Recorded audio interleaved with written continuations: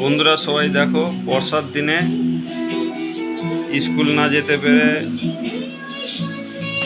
আঁকতে বসেছে। এই যে তোমাদের বৌদি বাইরে জামা কাপড় মেলার জায়গা নেই বলে ঘরের মধ্যে জামা কাপড় মেলে দিয়েছে। ছেলে একটা সুন্দর ছবি আঁকছে, ছেলে ছবি আঁকছে এই গণেশ ঠাকুরটা। এই যে আমাদের ছোট পেঁচি বুড়িটা রং করছিল, রং করতে করতে খেতে চলে গেছে। এই হচ্ছে বাড়ির অবস্থা, চারিদিকে জামা কাপড় মেলা।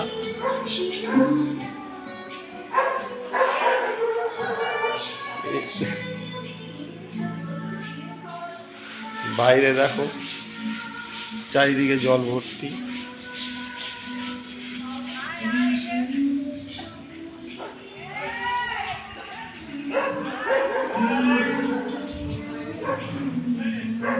এই আয়োজন কাচতে বসেছে।